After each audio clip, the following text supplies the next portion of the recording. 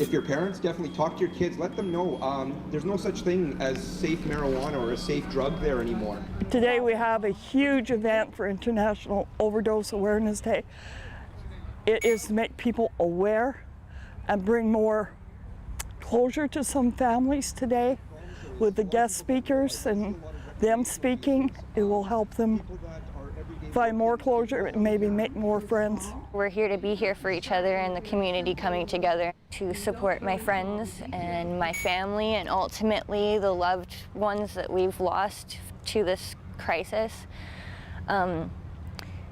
And hopefully to drop some stigma to this illness and so that people will just give a hand. I want to call it not only Awareness Day, but also an understanding and a day of empathy as well. Because a lot of folks that are inflicted with this monster on their back are our family, our friends, our co-workers, friends. There's nobody unaffected by it. And it goes from neighborhoods that are people who have nothing all the way up to the affluent. It's just so important for people to understand that this is a terrible monster on people's backs. Back in June, my older brother, Dallas, died of an overdose.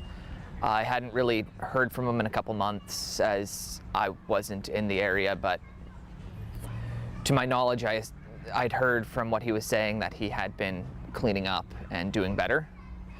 So when I got the phone call from my mom, it came as a bit of a surprise. He was 25 and he overdosed on June 9th. It wasn't like him not to return phone calls and texts, so when we didn't hear from him, we went over to his house on Sunday morning on the 11th, and Ryan and I found him. I want my son to be more than a statistic. I want him to be more than a number, and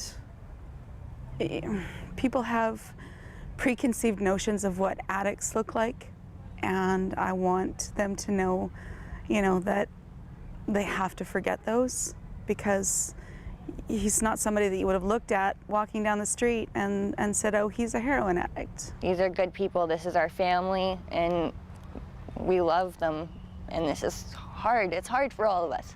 Being here is incredibly hard. Something needs to be done in the fact that mental health and opioid addiction are being pushed off to the side.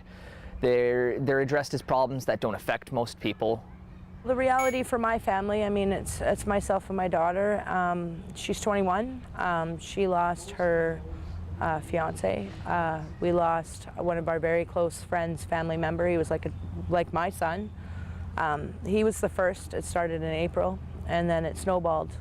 And I think altogether there was like 5, 6 in 4 months. And it was just, one after another, and it just dominoed. I think that a lot of addiction starts or comes from mental health issues. People figuring out or trying to figure out how to cope, not being able to cope with either mental health issues or past traumas or, things like that. And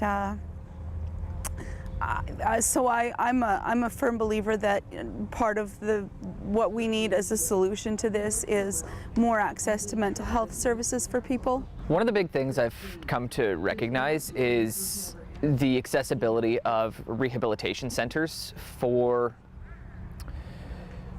people going through an opioid addiction. It's something that tends to plague a lower class, people who can't afford to go to rehab. And the rehab centers that you can get into without paying for have wait lists to the point you're comparable to a kidney transplant.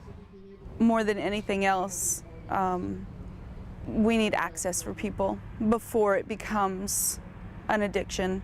And as an addiction, more access for people to get accessible, affordable, and immediate help. Without the waits. The waits are killing people.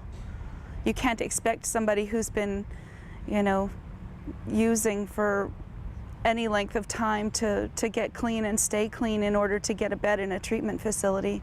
If they could do it on their own, they would. Every addict, every overdose is someone's child. Nobody ever thinks that it could be theirs, and I could be any one of you. There's not enough programs to help people. People are waiting too long to get into treatment. You know, that needs to change. It's just a lot of things need to change, and I think it's got to start now. Like, if it hasn't happened yet, somebody's got to do something now. Someone needs to step in and put their foot down and say people have to stop dying. You know, people tell me, they talk about the stages of grief, and as a parent I can tell you that there are no stages. Every day is a different place that you're in, but one of them is supposed to be anger. And I can be angry at a lot of things. You know, I can be angry at the system, I can be angry at the drug dealers. I can't be angry at my son. I never have been able to be angry at him for the way that he chose to deal with his demons. You know, for whatever reason, that was what brought him the tiny bit of peace that he needed in his life. You know, the toll that this poisoning has taken on our society in Nanaimo, in BC, in Canada, throughout the world it's atrocious. It has to stop. And we have to find ways to make a society that understands the problem and can find ways of building toward a solution.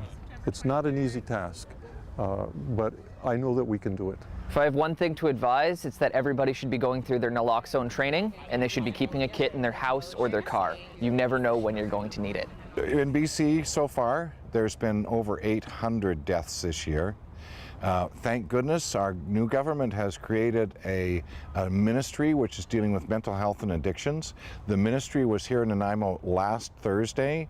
She sat down with members of council. She interviewed us. We had a real good conversation about what needs to be done, and everything from housing to intervention to giving people tools to work with to help them through this terrible affliction, if you will.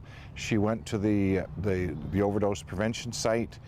She went to Island Health. She went to Nanaimo, and she said she had some of the most frank and engaged discussions in Nanaimo in all her travels in the province.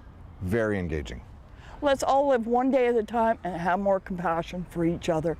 Stop the bullying, stop the arguing, stop the fighting. Let's come together as a whole, and we need to, because Nanaimo has a lot of issues that we all can deal with together.